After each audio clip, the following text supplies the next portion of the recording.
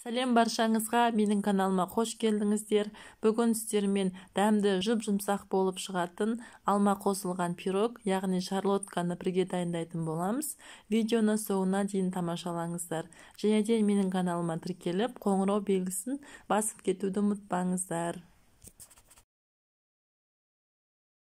Таза ыдысымызға 5 жұмыртқаны жарып, миксердің ең төменгі жылдамдығынан бастап миксерлейтін боламыз.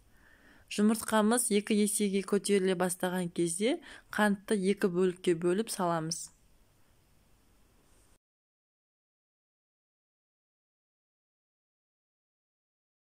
Жұмыртқа мен қантымыз жақсылап көпіргенше араластырып алғаннан кейін үстінен ерітілген сары майды құямыз.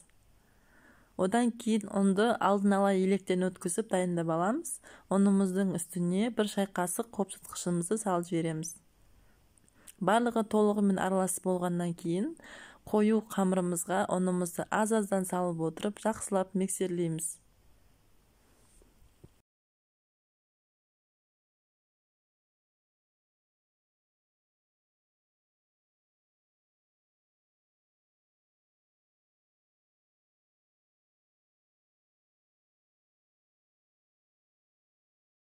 Міне дәл видеодағыдай қою қамыр шығуы тиіс.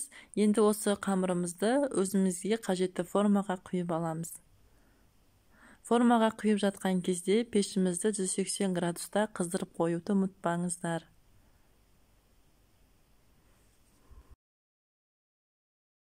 Енді қамырдың үстіне алдын ала алмаларды жіңішке етіп тазалап турап қойдым. Енді осы алмаларды қамырдың бетіне жақсылап түзіп шығамыз.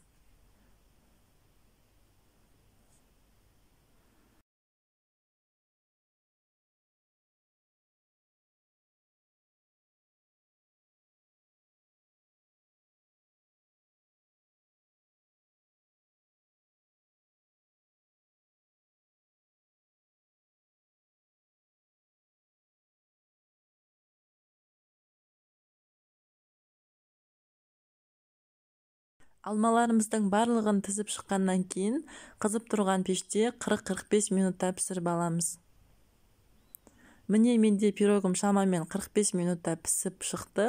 Пісіп болғандығын ағаш таяқшаның көмегімен тексеріп аласыздар. Пирогымызды толығымен суытып, формасынан шешіп, бетіне қант ұнтағын сепсеңіздер болады. Міне достар, біздің дәмді жұп-жұмсақ пирогымыз дайын болды. Жасап көріңіздер, сіздерге ұнайды деген сенімдемін. Баршаңызға ас болсын.